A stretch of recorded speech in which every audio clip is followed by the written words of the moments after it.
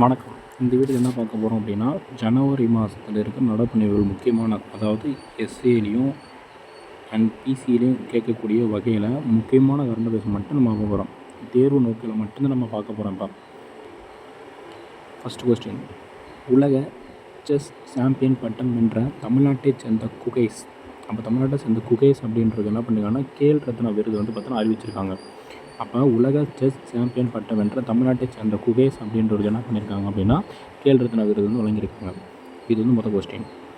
தமிழ்நாட்டை சேர்ந்த வீராங்கனைகள் துளசிமதி, முருகேசன், நித்யாஸ்ரீ அவங்களுக்கு என்ன பண்ணியிருக்காங்கன்னா அர்ஜுனா விருது கொடுத்துருக்காங்க. அர்ஜுனா விருது அறிவிச்சிருக்காங்க. இப்போ 3 பேருமே ரொம்ப முக்கியம். ஏன்னா தமிழ்நாட்டை சேர்ந்த வீரர்கள் வந்து யாருன்னா துளசிமதி, முருகேசன், நித்யாஸ்ரீ இவங்க 3 பேருக்கு என்ன பண்ணியிருக்காங்கன்னா அர்ஜுனா விருது கொடுத்துருக்காங்க. அர்ஜுனா விருது அறிவிச்சிருக்காங்க. திருவள்ளுவர் திருநாள் விருதினர்கள் அறிவிப்பு அப்படி மொத்தமாக ஐயன் திருவள்ளுவர் விருது வந்து பார்த்தோன்னா யாருக்கு கொடுக்காங்கன்னா படிக்க ராமு அப்படின்றவருக்கும், பேரறிஞர் அண்ணா விருது வந்து பார்த்தோன்னா தஞ்சை கிளியூர் டி கணேசன் அப்படின்றவருக்கும், மகாகவி பாரதியார் விருது மன்ற கவிஞர் கபிலன் அப்படின்றவருக்கும் கொடுக்குறாங்க. அதேமாதிரி பாரதிதாசன் விருது வந்து பார்த்தோன்னா கவிதை பேரொளி பொன் செல்வ கணபதி அப்படின்றவங்க கொடுக்குறாங்க. எல்லாமே முக்கியமான வினாக்கள் மட்டும்தான் பார்க்க போகிறோம். எல்லோரும் நோட் பண்ணி வச்சுக்கோங்க. கண்டிப்பாக இதிலேருந்து கொஸ்டின் வர்றதுக்கான வாய்ப்பு அதிகமாகவே இருக்குது. தமிழ் தென்றல் திருவிக்கா விருது வந்து பார்த்தீங்கன்னா யார் கொடுக்குறாங்க அப்படின்னா ஜி.ஆர். ரவீந்திரநாத் அப்படின்றவர் கொடுக்குறாங்க. முதல் காவலர் கி.ஆ.பொ. விஸ்வநாதன் விருது யார் கொடுக்குறாங்க அப்படின்னா புதிய வெர்பன் அப்படின்றவர் கொடுக்குறாங்க. தந்தை பெரியார் விருது வந்து பார்த்தோன்னா விடுதலை ராஜேந்திரன் அப்படின்றவர் கொடுக்குறாங்க. அண்ணல் அம்பேத்கர் விருது வந்து பார்த்தோன்னா தூவி ரவிக்குமார் அப்படின்றவருக்கு கொடுக்குறாங்க. தமிழ் அறிஞர் கலைஞர் விருது வந்து பார்த்தோன்னா யார் கொடுக்குறாங்கன்னா புலவர் முத்து வாசி அப்படின்றவருக்கு கொடுக்குறாங்க. ரொம்ப இம்பார்ட்டன்ட் கொஸ்டின் என்ன கேட்டோன்னா, ஐஎஸ் அவரோட புதிய தலைவர் தமிழகத்தை சேர்ந்த பி. நாராயணன் அப்படின்றவர் நியமனம் செஞ்சுருக்காங்க. இந்த கொஸ்டின் கண்டிப்பாக வருது. ரொம்ப மோஸ்ட் இம்பார்ட்டன்ட் கொஸ்டின் இது. ஐஎஸ்எனோட புதிய தலைவராக தமிழகத்தை சேர்ந்த பி. நாராயணன் வந்து பார்த்தா நியமிச்சிருக்காங்க. அடுத்து ஒரு முக்கியமான கொஸ்டின் என்னென்னா, இந்தியாவிலே தயாரித்து 3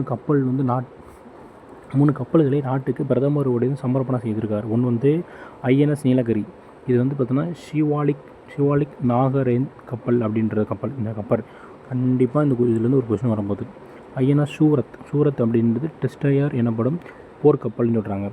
ஐஎன்எஸ் வாக்ஷீர் அப்படின்றது இஸ்கர் பீன் பாகை நீர்மூழ்கி கப்பல் அப்படின்னு சொல்லியிருக்காங்க.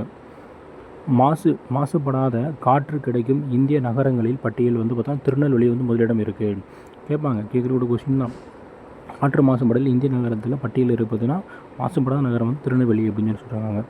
2025ஆம் ஆண்டில் இந்தியாவில் பொருளாதார வளர்ச்சி விகிதம் வந்து பார்த்தா 6.5% இருக்கும் என IMFO கண்காணித்தது அப்படின்னு சொல்லியிருக்காங்க. அப்புறம் அர்ஜுனா விருது பெற்ற தங்கங்கள் வந்து பார்க்க போகிறோம். பாரா பேட்மிண்டன் வீராங்கனை துளசிமதி, முருகேசன் இவங்க தான் வந்து அர்ஜுனா விருது அறிவிக்க போகிறாங்க. அதேமாதிரி பேட்மிண்டன் வீராங்கனை வந்து ராமதாஸ் அப்படின்றிருக்கும், மனிஷா ராமதாஸ் அப்படின்றதுக்கும், பேட்மிண்டன் வீராங்கனை நித்யா ஸ்ரீ சுமதி அப்படின்றவங்களுக்கும் கொடுக்க போகிறாங்க. அப்புறம் இவர்களில் 32 பேர் அர்ஜுனா விருது பெற்றார்கள். விளையாட்டில் சிறந்த வீரர்களுக்கான விருது அர்ஜுனா விருது அப்படின்னு சொல்கிறாங்க. அப்போ இது வரைக்கும் முதல்ல 32 பேருக்கு வந்து அர்ஜுனா விருது வந்து பார்த்தீங்கன்னா பெற்றிருக்காங்க. அதில் விளையாட்டிலே சிறந்த பங்களிப்பு செய்தவர்கள் தான் என்ன பண்ணுவாங்க, அந்த அர்ஜுனா விருது வந்து கொடுப்பாங்க அப்படின்னு சொல்கிறாங்க. நாட்டில் நாட்டிற்காக உயிர் தியாகம் செய்து கேப்டன் தீபக் சிங்குக்கு சௌலரியா சக்ரா விருது அறிவிப்பு எடுத்துருக்காங்க. கீர்த்திய சக்ரா விருது பெற்ற மேஜர் மன்ஜித் அப்படின்னு சொல்லியிருக்காங்க. ஏன்னா நாட்டிற்காக உயிர் தியாகம் செய்த கேப்டன் தீபக் சிங்கிற்கு என்ன பண்ணுறாங்க, சௌலரியா சக்ரா விருது வந்து பார்த்தீங்கன்னா அறிவிச்சிருக்காங்க. கீர்த்தி சக்ரா விருது பெற்றவர் யாருன்னு கேட்டால் மேஜர் மன்ஜித் அப்படின்றவர் வாங்கியிருக்காரு. கோகோ உலகக்கோப்பை 2025 முதலாக இந்தியாவில் நடைபெற்று இதில் வந்து இந்திய மகளிர் அணி கோப்பையை வென்றது. இதனைத் தொடர்ந்து இந்திய ஆண்கள் அணியும் சாம்பியன் பட்டம் வென்றது. அப்போ கோகோ உலக சாம்பியன் வந்து 2025 முதலாக என்ன பண்ணது அப்படின்னா இந்தியா நடந்தது. அதில் மகளிர் அணி என்ன பண்ணிச்சு அப்படின்னா கோப்பையை வெட்டுருச்சு. அதே தொடர்ந்து என்ன பண்ணிருக்காங்கன்னா ஆண்கள் அணியும் சாம்பியன் பட்டம் வென்றுச்சுன்னு சொல்லியிருக்காங்க. நம்ம நாட்டில் ஆணின் பெயரில் உள்ள ஒரே நதி அப்போ நம்ம நாட்டில் இருக்கிற ஆணின் பேரில் அழைக்கப்படுற ஒரே நதி எதுன்னு கேட்டால் பிரம்மபுத்திரா அப்படின்றது தான் முக்கியமான கொஸ்டின். இரும்பு தொன்மையை நூலின் வெளியிட்டார் முதல்வர் என்ன பண்ணால் இரும்பினோட தொன்மையை நூலின் வந்து என்ன பண்ணிருக்காரு வெளியிட்டிருக்காரு. ரொம்ப ரொம்ப ரொம்ப இம்பார்ட்டன் கொஸ்டின். தொழில் துறை சார்பில் தயாரிக்கப்பட்ட இரும்பினோட தொன்மை நூலின் முதல்வர் மு.க. ஸ்டாலின் வந்து பார்த்தோன்னா வெளியிட்டிருக்காரு. எங்கே அப்படின்னா மயிலாடும்பாறை அகழாய்வு பார்த்தோன்னா இரும்பின் வாள், கத்தி, கோடாரி இதெல்லாம் இருக்குது. முடிவுகள் வரலாற்று திருத்தி எழுதி 500-300 ஆண்டுகளுக்கு முன்பு இரும்பு தொழில்நுட்பம் தமிழகத்தில் இருந்ததை நிரூபிக்கின்றது அப்படின்னு சொல்லியிருக்காங்க. சென்னை அண்ணா நூற்றாண்டு நூலகத்தில் நடைபெற்ற தொல்லியல் துறை கண்காட்சி வந்து பார்த்தோன்னா இங்கே வச்சுருக்காங்க. வன்தாரா மீட்பு மையம் திட்டம் எதனுடன் தொடர்புடையது? யானைகள் உள்ளிட்ட வனவிலங்குகள் பாதுகாப்பு தொடர்பான திட்டம் சொல்லியிருக்காங்க. வன்தாரா மீட்பு மைய திட்டம் வந்து எதனோட தொடர்புனா யானைகள் உள்ளிட்ட வனவிலங்குகளை வந்து பாதுகாப்பு தொடர்பான திட்டம் அப்படின்னு சொல்லியிருக்காங்க. ஜனவரி 25 சொல்லி மொழிபெயர்ப்போர் தியாகிகள் தினம் அப்படின்னு சொல்லியிருக்காங்க. 2020 ஆண்டின் சிறந்த T20 வீரர் விருது பெற்றவர் யாருன்னா அர்ஷிப் சிங் அப்படின்றது தான்.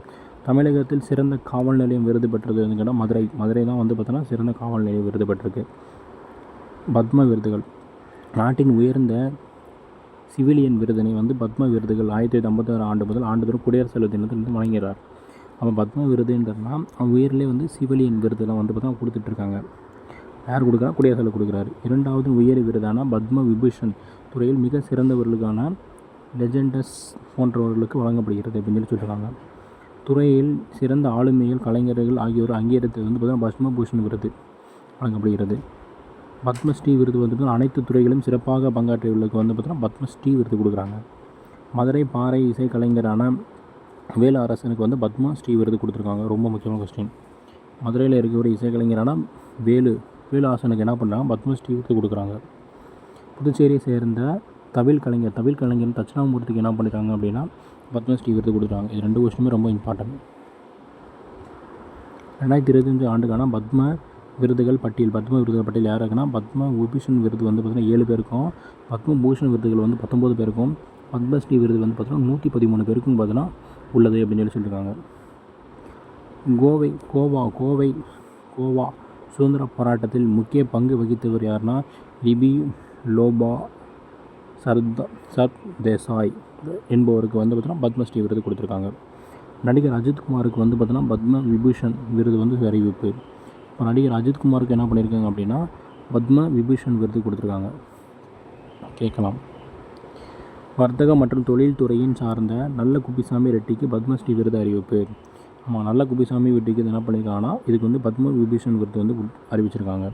நடிகை ஷேஷ்பானா சந்திரகுமாருக்கு வந்து பார்த்தீங்கன்னா பத்மஸ்ரீ விருது வந்து அறிவிச்சிருக்காங்க. அப்போ இலக்கியம் மற்றும் கல்வி துறை சார்ந்த சீனி விஸ்வநாதனுக்கு என்ன பண்ணியிருக்காங்கன்னா பத்மஸ்ரீ விருது வந்து அறிவிச்சிருக்காங்க. அவ்வளோதான். 2025 ஜனவரி மாதம் நடந்ததில் முக்கியமான கரண்ட் அஃபேர்ஸ் தான்.